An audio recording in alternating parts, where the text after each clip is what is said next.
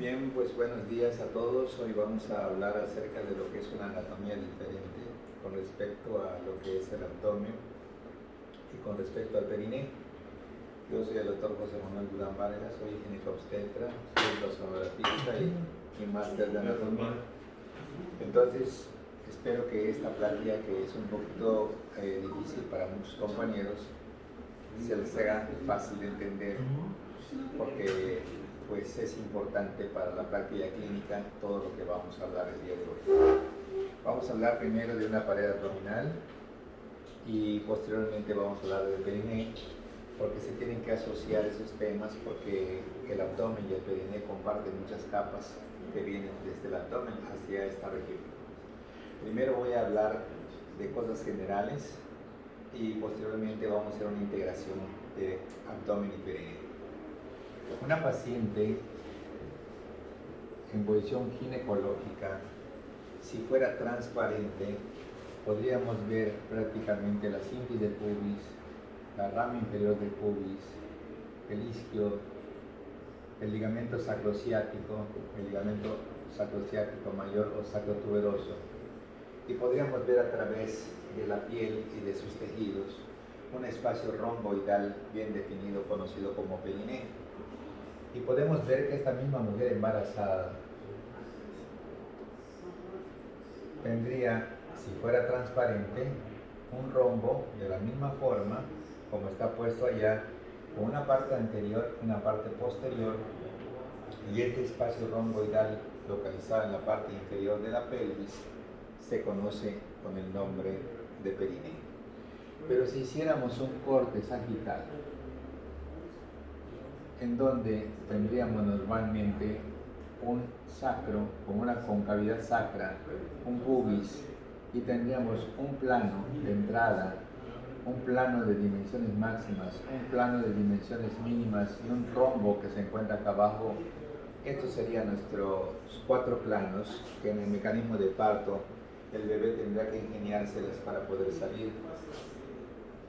Entonces nosotros tendríamos los planos de Hodge.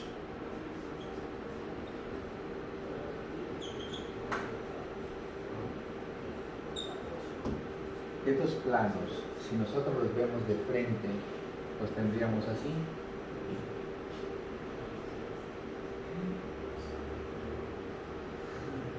Y tendríamos en este corte de la pelvis un corte frontal quitando a lo que es el pubis, para poder apreciar en el interior lo que sería el canal del parto, donde van a estar los planos de Hodge.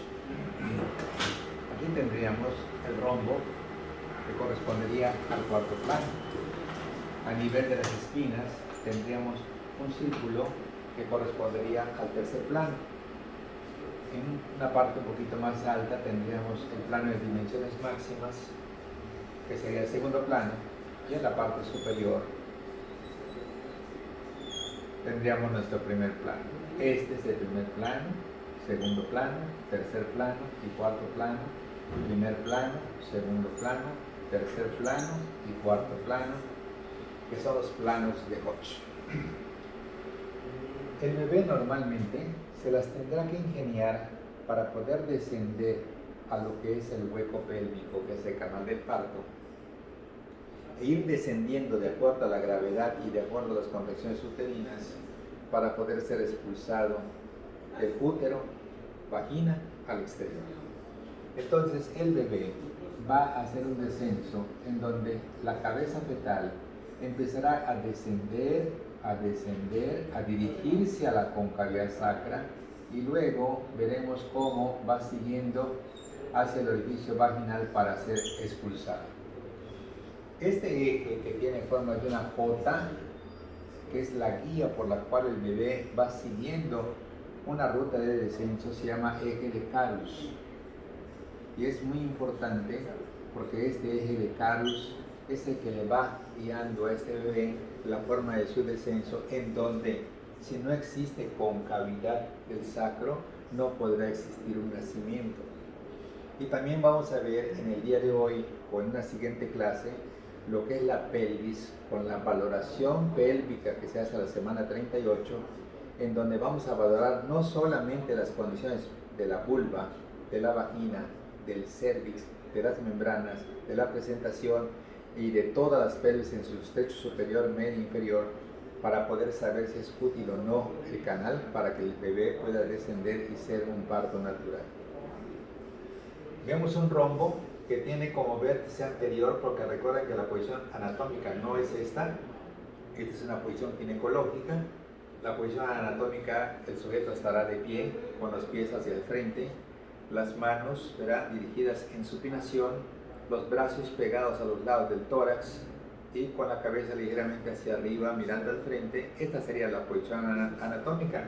Si esta paciente que está en posición ginecológica la ponemos de pie, esto que en esta vista sería lo superior y lo inferior, se convertiría en anterior y en posterior, que son los términos anatómicos que se utilizan en cualquier parte del mundo.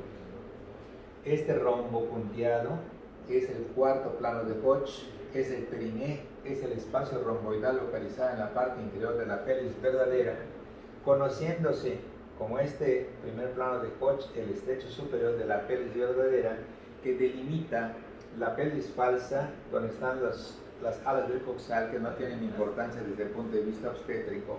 Y aunque exista un problema óseo de una malformación o de una deformidad de las alas del coxal, esto no tendrá ningún problema para lo que es el parto.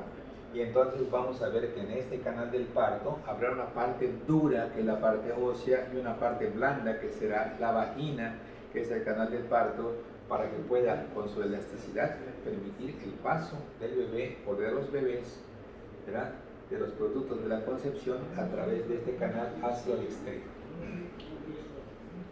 El bebé, como veremos el trabajo de parto, llegará un momento en que las contracciones van a ir separando a los labios al grado de que el bebé va a hacer un movimiento final que viene siendo la extensión, por medio de la cual el bebé logrará prácticamente salir hacia la vulva, y entonces los hombros quedarán a este nivel allá adentro, y al no poder bajar los hombros porque están trabados en las espinas, los hombros sufrirán una rotación para poder seguir su descenso, y la cabeza nos será una guía, porque si el dorso del bebé está a la izquierda, estos hombros van a girar hacia la izquierda y esta cabeza va a girar 45 grados, y a esto se llama restitución. Y eso nos indica que nosotros debemos ya ser activos agarrando esta cabecita y rotándola 45 grados más para que los hombros se pongan en sentido antero-posterior y ya se permite el descenso con toda naturalidad. Así que la primera parte donde nace el bebé se llama extensión, el movimiento a continuación natural se llama restitución, que nos indica hacia dónde lo vamos a girar, y la siguiente parte que actuamos nosotros se llama rotación externa, donde agarramos la cabeza o el polo cefálico y lo terminamos de girar para poner los hombros en sentido antero-posterior y continuar con el mecanismo de expulsión del producto. El periné es un espacio romboidal localizado en la parte inferior de la pelvis verdadera, corresponde al cuarto plano de Hodge, presenta como vértice anterior la sínfisis del pubis, como vértice posterior la punta del coxis, laterales tuberosidades isquiáticas, los límites anterolaterales de las ramas isquiopúbicas, o sea, rama isquiopúbica, y los ligamentos como hacienda SAT, ligamentos sacrotuberosos, los ligamentos sacrociáticos mayores como límites posteriores. Esta es una mujer embarazada, vemos acá al periné, vemos el espacio romboidal, vemos la sínfisis del pubis adelante, vemos la punta del coxis atrás, vemos la tuberosidad isquiática de un lado, la tuberosidad isquiática del otro, la rama isquiopúbica de un lado, la rama isquiopúbica del otro lado, el ligamento sacrotuberoso de un lado y el ligamento sacrotuberoso del otro lado, haciendo un espacio romboidal, ¿verdad?, localizado en la parte inferior de la pelvis. Pero en este espacio romboidal trazamos una línea como embriológicamente se describe, ¿verdad?, de tuberosidad isquiática a la otra tuberosidad isquiática, y tenemos un triángulo anterior y un triángulo posterior. Y en el triángulo anterior vamos a tener un orificio que es la uretra, un orificio que es la vagina, y vamos a encontrar, si fuera transparente, todo esto. Y aquí encontraríamos la vejiga, y acá en la parte de atrás el recto, y en este dibujo que tenemos acá El rombo quedaría prácticamente con un orificio, otro orificio y otro orificio. Y la línea con dos triángulos, un triángulo anterior urogenital, porque se relaciona con el sistema urinario y el sistema genital, y en la parte posterior ano rectal. Y los dos van a constituir el perineo. Triángulo urogenital, triángulo ano rectal. El espacio comprendido entre la vagina y el ano no se conoce como perineo, se conoce como perineo.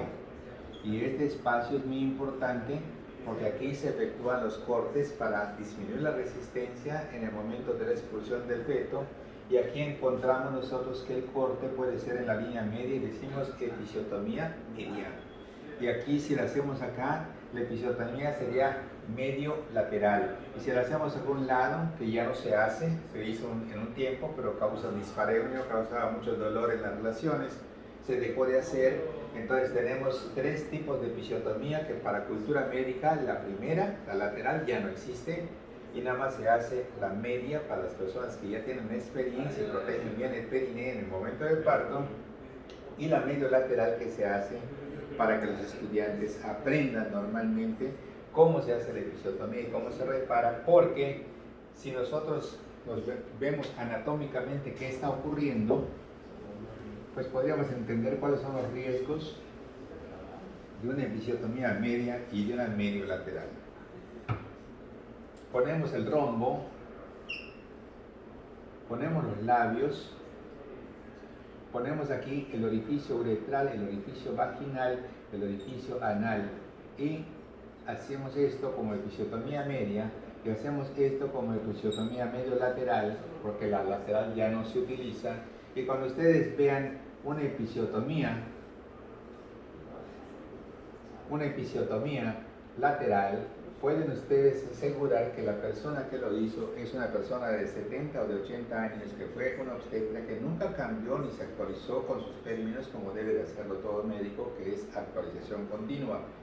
Eso ya no se utiliza. Ustedes van a ver nada más dos tipos de episiotomía, la media y la medio lateral. ¿Y por qué es la de aprendizaje y la medio lateral? Porque si fuera transparente, a este nivel estaría prácticamente un músculo que se llama esfínter externo del ano, y entonces en la episiotomía medio lateral no tenemos opción de lesionarlo. En cambio en la episiotomía media sí podemos lesionar al esfínter, y esto lo único que puede pasar es que se continúe hacia acá abajo, como vulgarmente estaríamos haciendo una analgotomía, pero realmente es una prolongación de la episiotomía lateral. La reparación de esos tejidos se conoce como episorrafia media o episorrafia lateral.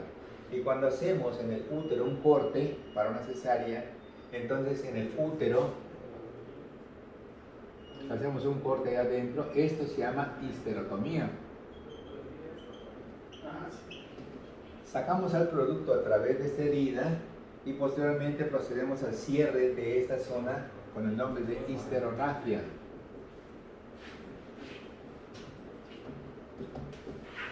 Entonces, muy importante lo que es el espacio romboidal, que corresponde al cuarto plano de Hodge, que viene siendo el perineo localizado en la parte inferior de la pelvis verdadera, en donde va a tener dos triángulos, un triángulo anterior urogenital llamado así porque se relaciona con el final del sistema urinario y el final del sistema genital, y en la parte posterior un triángulo anorectal, en donde vemos el final del tubo digestivo, que es el ano, y lo que lo precede, que es el recto. Bien, veamos nosotros entonces una importancia clínica antes de ver todos los detalles del perineo.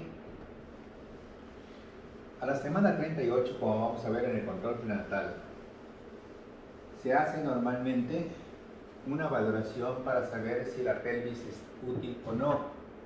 Entonces vamos a encontrar que el perineo, si nosotros agarramos y lo vemos desde el punto de vista lateral,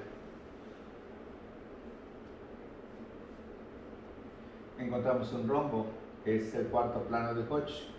Si lo encontramos en una vista, como vimos, posición ginecológica, encontramos un rombo, ¿sí? Si lo encontramos en un corte de la pelvis, en donde tenemos sacrificado a lo que es el pubis, vemos aquí la cavidad cotiloidea y las ramas que terminan en las tuberosidades isquiáticas, entonces vamos a poder ver que los planos de Hodge es uno que está aquí abajito de este, que es el 2, el que está cruzando a este nivel, que es el 3, y el rombo que tenemos acá, que es el 4, que si nosotros lo vemos en un corte sagital, veríamos a este plano, y con la concavidad veríamos a este plano, veríamos a este plano, y veríamos este rombo, y entonces el bebé puede pasar, obvio que ningún bebé se va a quedar atrapado en el segundo plano, porque es el plano de dimensiones máximas. Por lo tanto, el segundo plano nunca se toma en cuenta, y nada más se toman en cuenta el primero, el tercero y el cuarto, y hablamos entonces de que el bebé se puede quedar aquí, el bebé se puede quedar aquí, el bebé se puede quedar aquí. En este nunca se va a quedar. Entonces nosotros en un plano de un corte frontal decimos que la DCP, que es la desproporción cefalopélvica, porque tengamos un bebé muy grande, porque tengamos una pelvis muy reducida, porque tengamos la combinación de ambas cosas en donde el bebé es muy grande, la pelvis es útil pero no para este producto, o las condiciones encontradas de un bebé grande con una pelvis reducida, eso se llama desproporción cefalopélvica, y lo importante es decir desproporción pélvica a expensas del estrecho superior, desproporción pélvica a expensas del estrecho medio, desproporción pélvica a expensas del estrecho inferior. Entonces ustedes van a ver que este es un tipo de pelvis en donde existe un paralelismo, en donde los diámetros son amplios acá y amplios acá abajo, pero hay unas pelvis que vienen así, y esta pelvis en embudo aquí arriba está perfecto, el bebé comenzará a bajar hasta que llega un momento que ya no puede bajar más. Esta es la pelvis infundiculiforme o en embudo. Esta nos engaña a todos, porque si hacemos un tacto, estamos sintiendo la cabeza a 3 o 4 centímetros del introito vaginal y pensamos que van a ser. Mentira, no van a ser porque está completamente convergente las ramas descendentes de los coxales ilíacos, y obviamente arriba es amplio el estrecho, pero abajo está muy angosto y por lo tanto va a ser una DCP del estrecho inferior. Desde el punto de vista de la frecuencia,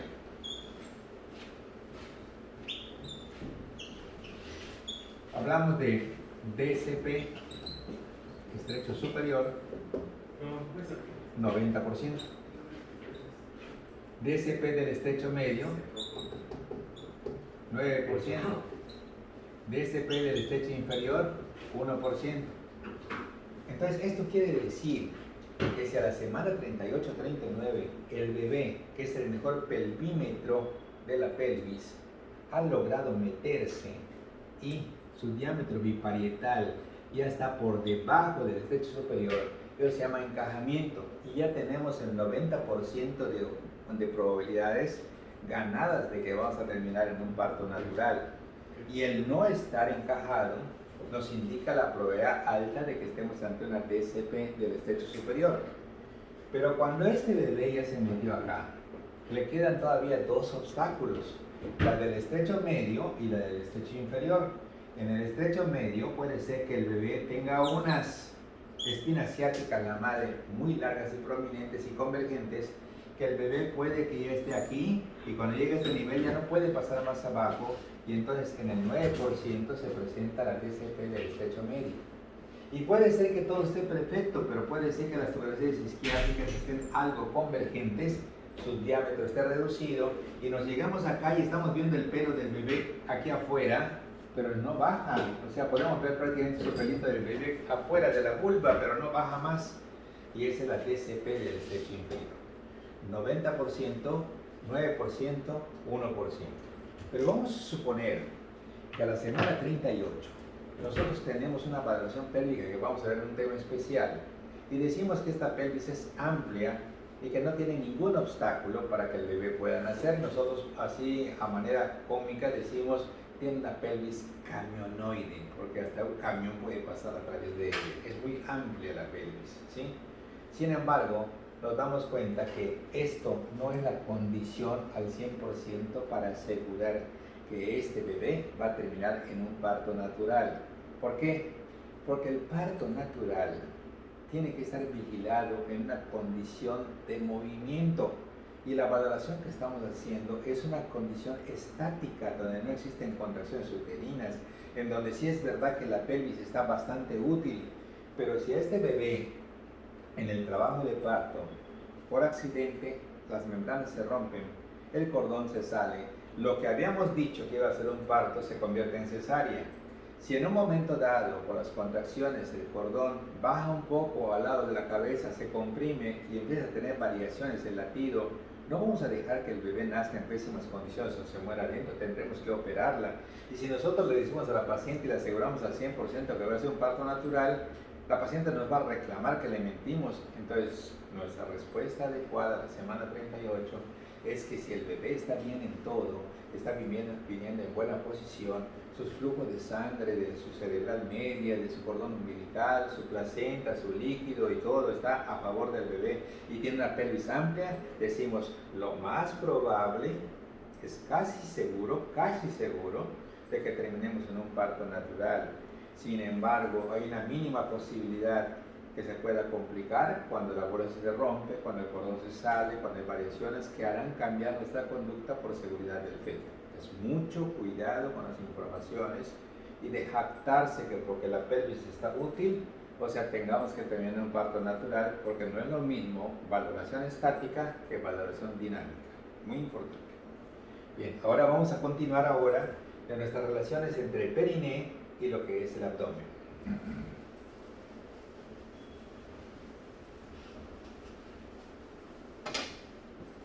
En el abdomen, nosotros vamos a tener lo siguiente.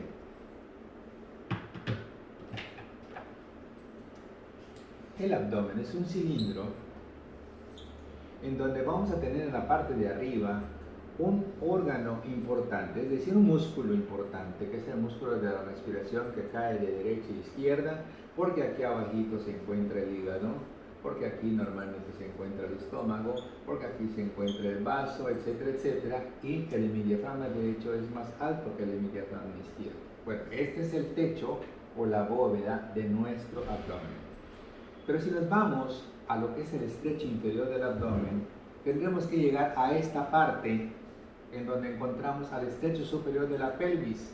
Entonces hasta acá llega el abdomen, porque ya después vamos a entrar a una cavidad en donde vamos a encontrar a esto de aquí, en donde esta parte es el sacro, este es el estrecho superior, y entonces vamos a entrar directamente a lo que es el canal del parto, que eso es lo que se relaciona como pelvis verdadera.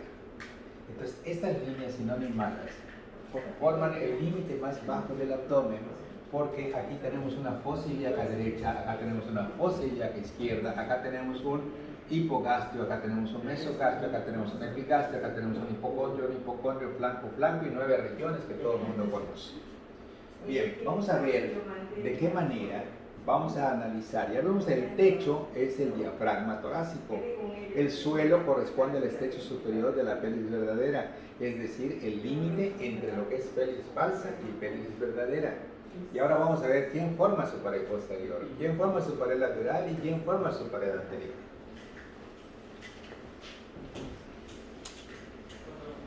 Si nosotros hacemos un proceso en donde abrimos el abdomen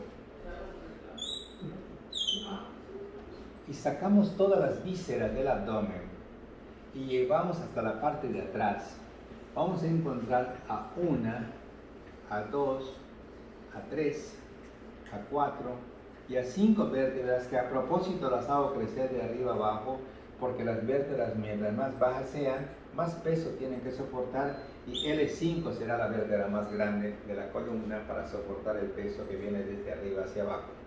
Pero también vamos a encontrar que acá existen unos pilares que vienen siendo del músculo conocido como diafragma.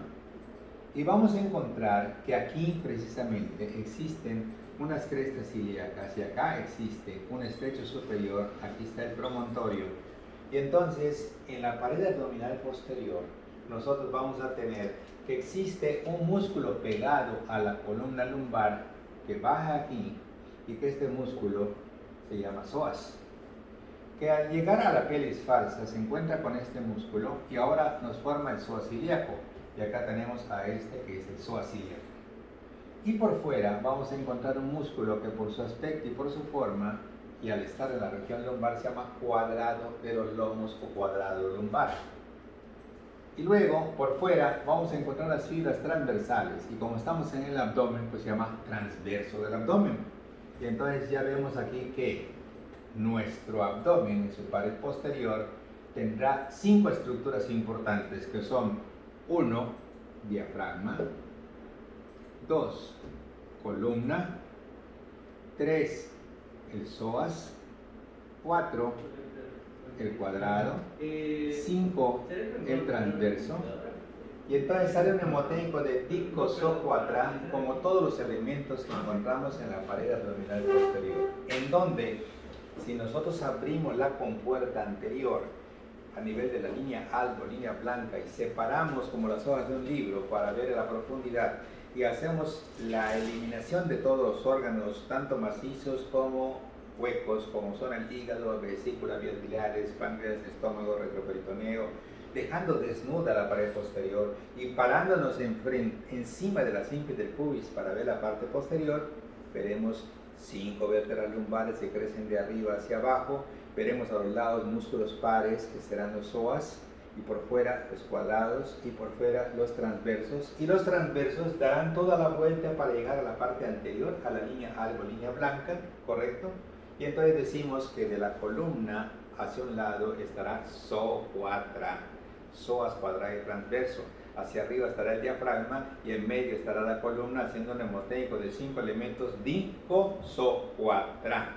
Son todos los elementos que encontramos en la parte posterior, en donde vamos a tener un detalle muy importante, que aquí sobre el lado izquierdo está descendiendo un vaso importante que en L4 se va a dividir prácticamente en las ilíacas primitivas, y luego estas se van a dividir en hipogástricas e ilíacas externas. Nos estamos refiriendo a la aorta, el vaso principal con un calibre de 2 a 2.5 centímetros que termina en L4 con las ilíacas primitivas. Se llaman ilíacas primitivas porque son las primeras, como los hombres primitivos, los primeros en la tierra, son las primeras en llegar a los ilíacos coxales. Y luego se van a dividir en una ilíaca externa que va a salir de la pelvis y una ilíaca interna que se va a quedar dentro de la pelvis, como lo hace la carótida interna que se introduce al cráneo y la carótida externa que queda fuera del cráneo.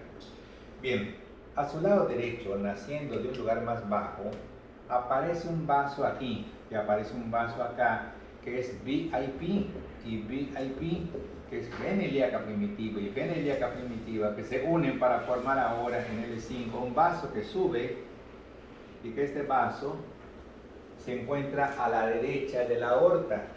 Y entonces tenemos que la relación más importante en obstetricia para nosotros es los vasos grandes que se encuentran en el sentido anterior a la columna lumbar, y que estos vasos corresponden a la aorta adelante a la izquierda y a la cava adelante a la derecha. Obviamente, si nosotros representamos a la cava, queremos que la cava es una vena que tiene poca presión interna y por lo tanto tiene una luz muy grande, pero una pared muy delgada. Y si vemos nosotros a la aorta, vamos a ver que su calibre de la aorta, verá, es más gruesa porque tiene que soportar presiones internas de mayor fuerza, va a tener una pared mucho más gruesa para soportar esta presión y va a tener un calibre menor comparado a lo que es la vena. Hablando de capacitancias, va a haber mayor capacidad en el sistema venoso que en el sistema arterial, porque obvio que la luz de la vena es mayor que la luz de una arteria. Obviamente, si nosotros le ponemos un libro aquí encima con 1 kilogramo de peso, obviamente esta vena se va a colapsar, y entonces al ponerle este peso veríamos nosotros a una vena comprimida en donde la luz del vaso prácticamente casi desaparecería. En cambio, si le ponemos el mismo kilo de peso acá encima, entonces podríamos ver en tiempo real que este vaso no se modifica y que este vaso, si le ponemos tiempo real, estaría prácticamente brincando encima de lo que es la presión ejercida por este vaso que es la aorta. Esto es lo que se aplica normalmente cuando un bebé empieza a crecer. A partir de las 10 o 12 semanas, este fondo uterino va abandonando a la pelvis. Lo vamos a ver en el crecimiento uterino. Pero cuando este fondo uterino al 5.º mes ya está prácticamente llegando a L5, entonces empezará a existir una compresión de la vena cava inferior con la consecuencia de retención del líquido en miembros inferiores. Entonces una paciente empezará a notar edema de miembros inferiores y será motivo de su consulta. En ese momento es cuando nosotros le decimos a la paciente que lo conveniente a partir del 5.º mes es que ella debe de descansar sobre su lado izquierdo, decúbito lateral izquierdo. Y el motivo es que este útero se desplace en dirección a la aorta al estar del lado izquierdo y descomprima la cava, lo cual va a permitir que el retorno venoso aumente, que llegue normalmente al corazón un incremento de lo que es la precarga. Y entonces en el corazón, que existe normalmente las 4 cavidades, un corazón izquierdo que es arterial y un corazón derecho que es venoso, nos dice Frank Starling, un fisiólogo inglés, Frank Starling, se pone a ver de que si le llegan 3 litros, pues 3 litros van a salir como gasto cardíaco, pero si le llegan 5 litros, pues 5 litros van a salir. Y como normalmente lo que se está llevando en la sangre es oxígeno y nutrientes, pues a mayor cantidad del gasto cardíaco, mejor oxigenación. Y finalmente esta aorta, al final de cuentas, cuando llegue a las hipogástricas, mandará sus uterinas al sitio donde se encuentra la placenta y la circulación úteroplacentaria mejorará su oxigenación y el feto tendrá un crecimiento digno y una alimentación adecuada en base a sus nutrientes y a su oxígeno. El poner a una paciente en decúbito lateral izquierdo para mejorar el gasto cardíaco, mejorar la oxigenación uteroplacentaria, se conoce como efecto Poseiro. Poseiro fue un ginecobstetra brasileño que descubrió que al poner prácticamente a las ovejas hacia el lado izquierdo, mejoraba prácticamente la concentración de oxígeno a nivel placentario. Y esto lo logró pues indicándole a las ovejas, ¿verdad?, poniéndolas en decúbito dorsal, ¿verdad?, amarrándoles sus 4 patas y luego poniéndole su comida del lado izquierdo, soltándole las patas del lado derecho, y la oveja tenía que irse hacia el lado izquierdo para poder comer, y se dio cuenta de que aumentaba la concentración de oxígeno a nivel uteroplacentario, y lo describe desde hace muchos años como efecto descubierto por él y que en la actualidad se utiliza en todas las áreas de obstetricia, aunque muchos desconocen que esto se llama efecto Poseiro. Nada más saben que a la paciente hay que ponerle el decúbito lateral izquierdo para mejorar el gasto cardíaco. ¿Por qué? ¿Quién sabe? Porque así lo hacen todos. Pues aquí tienen la explicación del efecto Poseiro. Entonces, en la pared abdominal posterior tenemos al diafragma, a la columna, al psoas, al cuadrado, al transverso, ¿correcto? Y los grandes vasos como una cosa importante que se tiene que describir en la pared posterior. Bien, esta es la pared posterior, este es el suelo, este es el techo, y ahora nada más nos faltan las paredes laterales y la pared anterior del abdomen.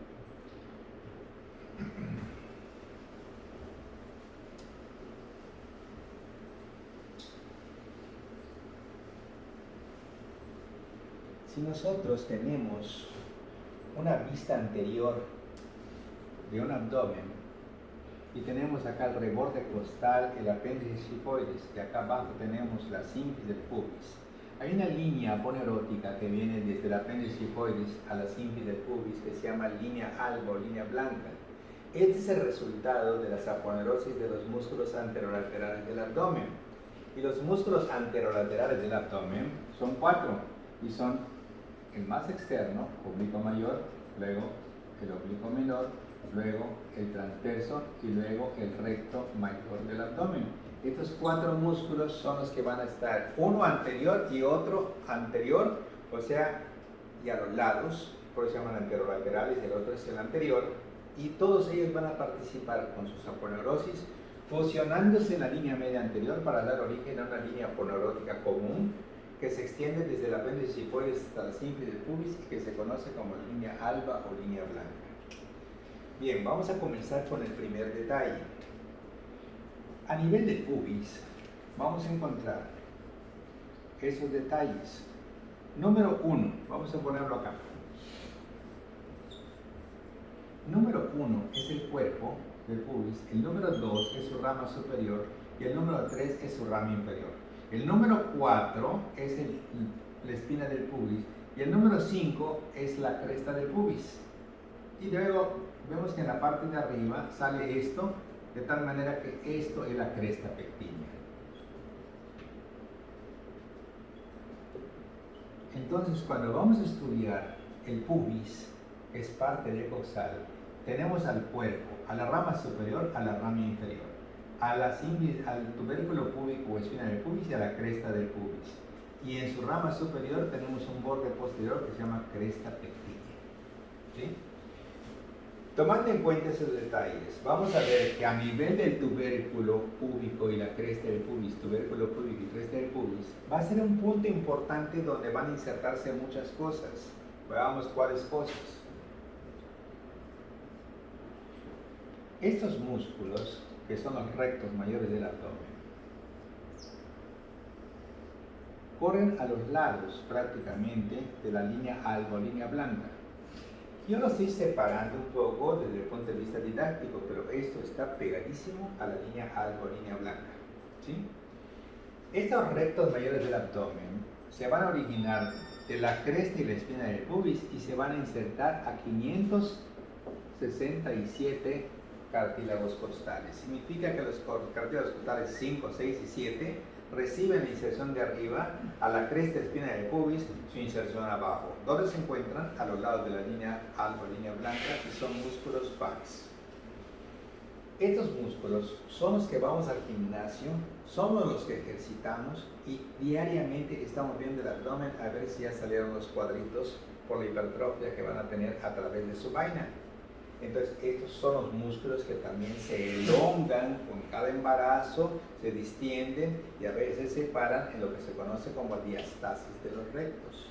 Cuando la paciente se va a levantar, sale una prominencia por la separación de estos músculos elongados, ya sea por la obesidad o ya sea por los embarazos previos, y entonces muchas veces hay que operar esto para volverlos a poner en su lugar y no tener esa sensación de lo que es una hernia, en donde los tejidos que están debajo de ellos tienden a sobresalir. Rectos mayores del abdomen. Se originan de cresta y espina del pubis, se insertan en 567, 5, 6, 7 cartílagos costales. Bueno, este es el músculo meramente anterior y vamos a encontrar a los lados. Si hacemos un corte frontal, encontraríamos directamente un músculo que está acá, que es el oblicuo mayor. Un músculo que viene quedado por dentro, que es el oblicuo menor, y un músculo más interno, que es el transverso. Oma o metra son los músculos que vimos prácticamente al transverso en la parte posterior y que es el más profundo, que va a llegar hasta acá a la parte anterior. Y vamos a tener que en la pared lateral de nuestro abdomen vamos a tener 3 músculos, que el más profundo es el transverso, luego el oblicuo interno menor y luego el oblicuo externo mayor, y que de afuera adentro nuestro mnemotécnico en la pared lateral sería oma o metra, oblicuo mayor, oblicuo menor y transverso. Y acá en la parte que tenemos están los rectos mayores del abdomen, y ahora vamos a ver cómo se forma nuestra vaina del recto. Así que aquí tenemos oblicuo mayor, tenemos uno por dentro que corresponde al oblicuo menor, otro por dentro que corresponde al transverso, y que estos músculos van a seguir aquí para participar en la vaina del recto. Ya vimos pared superior, diafragma, ya vimos pared inferior, el estrecho superior de la pelvis, ya vimos la pared posterior, dicosocuadral, diafragma, columna, psoas, cuadrado, transverso. El efecto posterior también ya lo vimos. Paredes laterales, ya vimos oma o metra. Y finalmente vamos a ver cómo se forma la vaina del recto.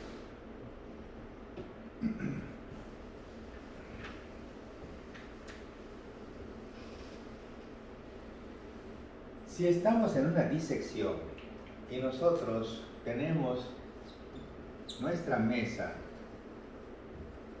y tenemos un cadáver en decúbito prono, es decir, con el pecho hacia abajo, ¿sí?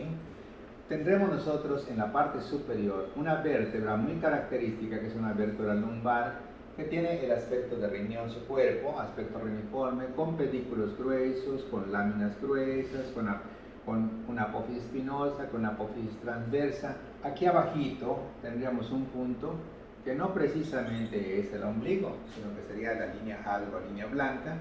Tendríamos a los lados aquí a esto y a esto, que corresponde a los rectos mayores del abdomen, ¿sí?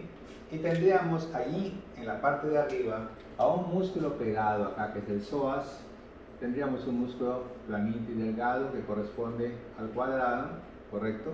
Aquí estamos con el psoas, aquí tendríamos el cuadrado, y entonces tendríamos directamente el origen de tres músculos que son 1, 2 y 3 músculos, 1, 2 y 3 músculos, que sería oma, ometra,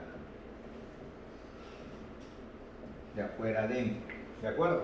Aquí tendríamos en este corte, el sujeto está en esta posición, y del lado izquierdo tendríamos acá a esto, que es la aorta, y del lado derecho tendríamos un vaso mucho más grande, ¿verdad?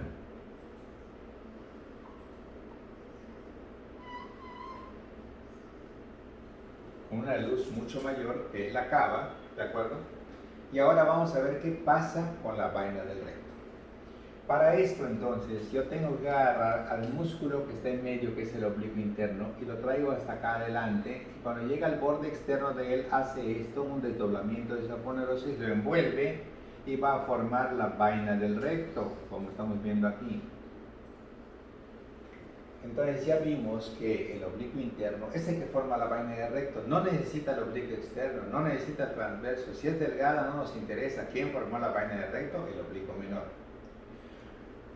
Aquí ya tenemos tres capas: la hoja anterior del oblicuo interno, el recto mayor, y la hoja posterior del oblicuo interno. Tenemos tres capas acá de las 13 capas que vamos a estudiar en el abdomen, ¿de acuerdo? Pero cuando viene esta capa que está afuera,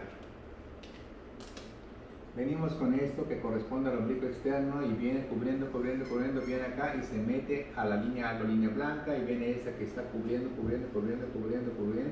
y aparecen los mismos términos de lo que es recubrir y revestir.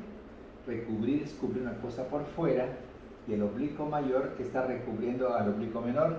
Revestir es cubrir por dentro una estructura. Así que el oblicuo menor reviste al oblicuo mayor, y el oblicuo mayor recubre al oblicuo menor.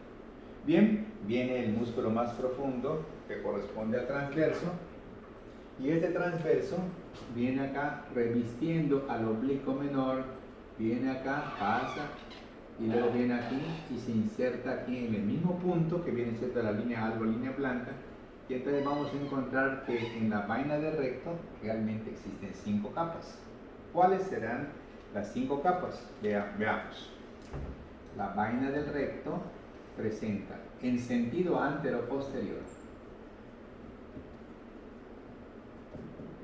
5 capas. Aquí está la primera, número 1, aquí estará la segunda, número 2, aquí estará la tercera, número 3, aquí estará la cuarta, y acá estará la quinta, y vamos a ver que la 1 corresponde al oblicuo mayor, que la 2 es la hoja anterior del oblicuo interno o menor, que la 3 es el recto mayor del abdomen, que la cuarta es la hoja posterior del oblicuo interno, y que la quinta es el transverso. Estas son 5 capas que vamos a tener nosotros directamente en la vaina del recto. El que formó la vaina del recto viene siendo el oblicuo interno, ¿sí? El que la refuerza anteriormente es el oblicuo externo, y el que la refuerza posteriormente es el transverso. Entonces los libros dicen: la vaina del recto es una vaina formada por el oblicuo menor, que está reforzada anteriormente por el oblicuo externo y está reforzada posteriormente por el transverso, y para su estudio se divide en lámina anterior, que incluye al oblicuo externo y a la hoja anterior del oblicuo interno, lámina posterior, hoja posterior del oblicuo interno con el transverso. Contenido: los rectos mayores del abdomen y la anastomosis de los vasos epigástricos que ocurre en ese espacio que es la vaina del recto. Y ya tenemos 5 capas de las 13. Pero vamos a recordar rápidamente que cuando estamos a nivel de la piel, nosotros vamos a encontrar que hay 2 tejidos que no podemos separar de la piel. Cortamos la piel y la levantamos y debajo de la piel vemos un color amarillento, blanquecino, que lo blanco es la aponeurosis superficial y lo amarillo el tejido cerebral subcutáneo. Son 3 capas: piel, tejido cerebral subcutáneo, aponeurosis superficial, y ya tenemos 8 capas. Pero si abrimos normalmente el abdomen y nosotros lo sacamos para ver lo más profundo de la pared anterior, vamos a encontrar una membrana sedeliza, que es el peritoneo parietal. Es una membrana cerosa, delgada, lisa, ¿sí?, y transparente. Y entonces vamos a encontrar que el tejido que queda por fuera de lo que es el peritoneo parietal, que es la capa número 13, sería el tejido conectivo extraperitoneal, que es la capa número 12, y ya tendríamos 10 capas de las 13 capas que debemos tener. Y ahorita, ya para terminar este abdomen, vamos a ver las 13 capas de la pared anterior.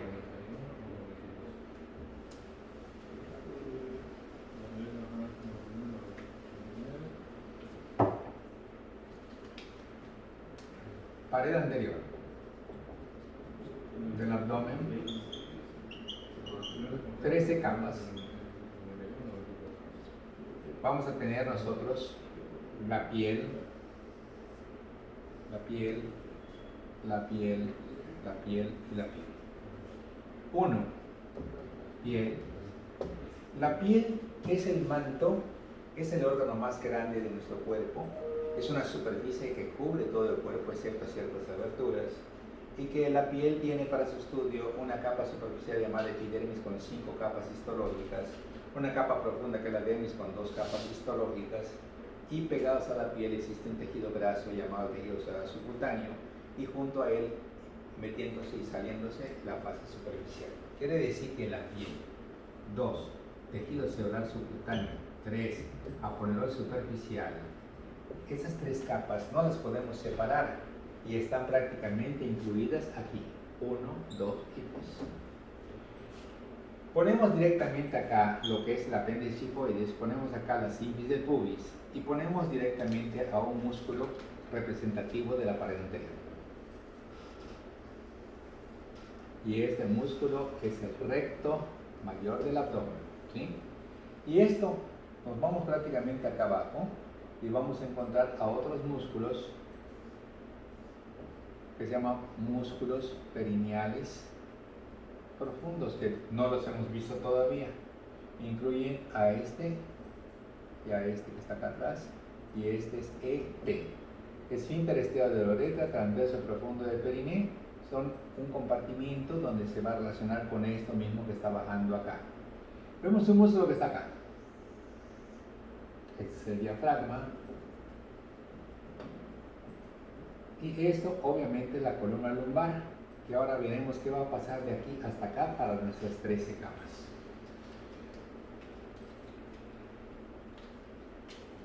Cuando vamos a la capa número 4,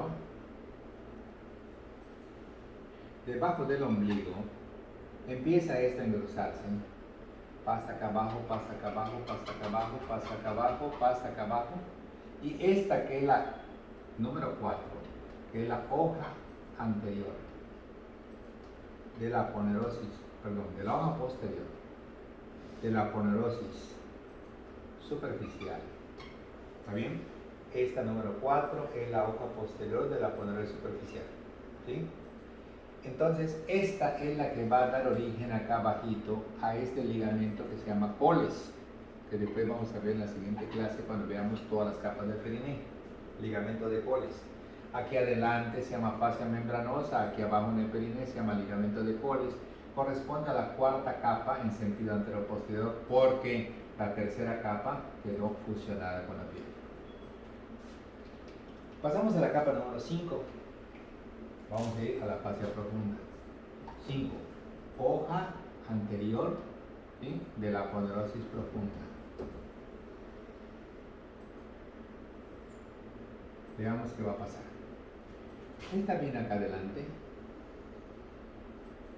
Y entonces vamos a encontrar que esta es la capa número 5, porque la anterior fue la capa número 4. ¿Sí? Estamos en la capa número 5. Vamos a recordar un poquito la disección, por ejemplo, de un brazo. En la disección de un brazo nos dicen por el tutorial que debemos hacer un corte aquí en el hombro, un corte en la articulación del codo, hacer un corte longitudinal que ambos cortes transversales, abrirlos como un libro y nos vamos a llevar 3 capas y el tejido celular subcutáneo y abdominal superficial, y no vamos a encontrar el bíceps. Vamos a encontrar una fascia que cubra el bíceps. Esa es la fascia profunda, la que envuelve a los músculos, solo que aquí nada más hay un músculo con su vaina y aquí va a pasar una capa por delante y la otra capa va a pasar por detrás. Es más, la voy a poner porque va a ser la capa 5 y la capa 11. Vamos a ver qué va a pasar acá. Esta es la capa número 11, esta es la capa número 5, pintadas en azul, esta es la capa número 5 y ahora voy a poner la capa número 11 que se llama transversales, que corresponde a la hoja posterior de la aponerosis profunda. Veamos entonces qué sigue entre la 6 y la 10. Pues ya va a seguir la vaina del recto, como vimos. ¿Cómo está la vaina del recto? Con 5 capas que se describieron anteriormente. Y ahora viene que la vaina del recto presenta la capa número 6, la 7, la 8, la 9 y la 10. Una capa va a quedar por delante y otra capa por detrás, envolviendo a toda esta vaina. Y la capa número 6 será el músculo más superficial, que es el oblicuo externo. Y acá estará la hoja anterior del oblicuo interno. Y acá estará el recto mayor del abdomen. Y acá estará la hoja posterior del oblicuo interno. Y aquí estará el transverso del abdomen.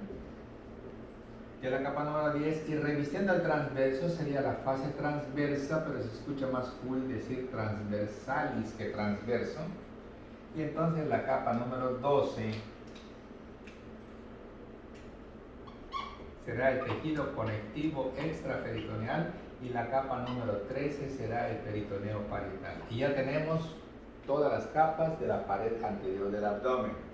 Tomando en cuenta, y como resumen, que piel, tejido celular subcutáneo, aponerosis superficial, aquí tenemos 3 capas. Vaina de recto, que incluye oblicuo mayor, hoja anterior del oblicuo menor, recto mayor del abdomen, hoja posterior del oblicuo menor, transverso. Esto nos da prácticamente 5 capas.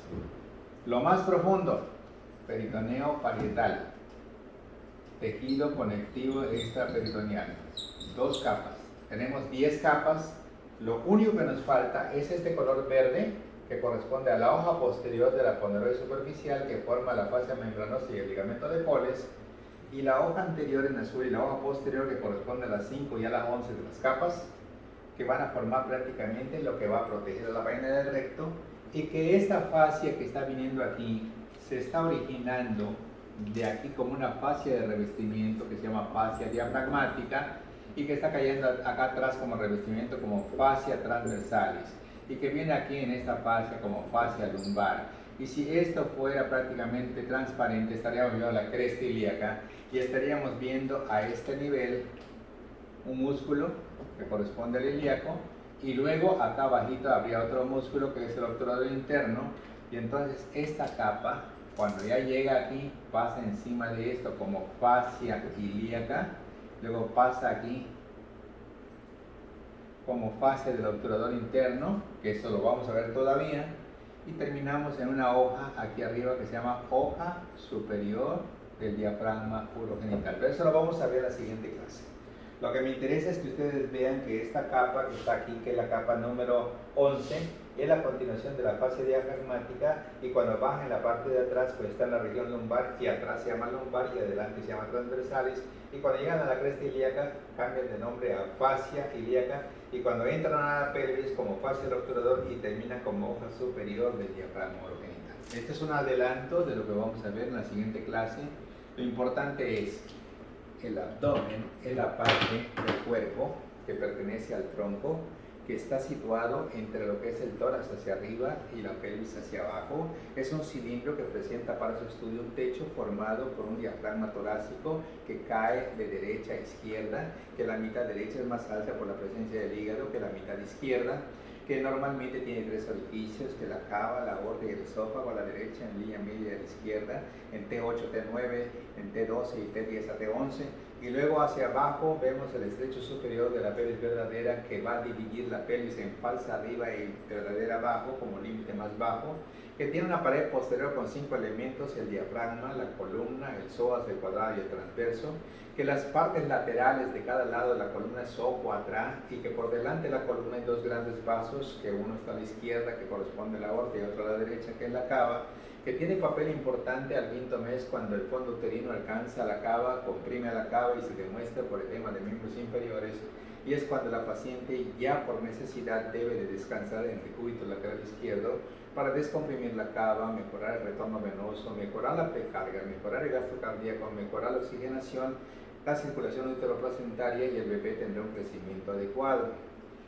Finalmente vamos a encontrar, ¿verdad?, de que las paredes laterales nada más tienen 3 músculos importantes: comado metro, oblicuo mayor, oblicuo menor y transverso.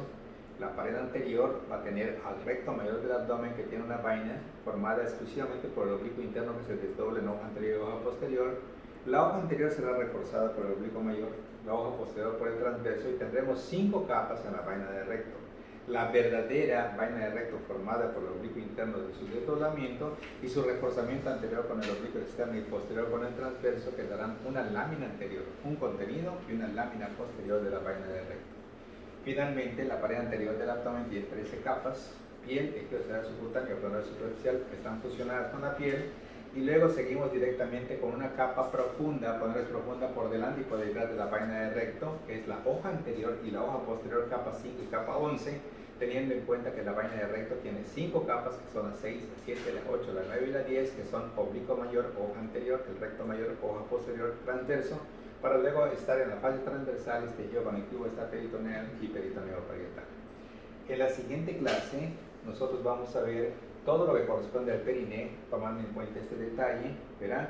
Y vamos a empezar a ver otros temas importantes, dada la premura del tiempo, pues habrán algunos días que grabemos un poco más, y entonces vamos a ver citología vaginal, y después vamos a ver diagnóstico de embarazo, control prenatal, lo que es evaluación de la semana número 38, y las tendencias de lo que es parto, cesárea y mecanismos de parto. Bueno, me despido de ustedes y estamos pendientes para la siguiente grabación. Gracias.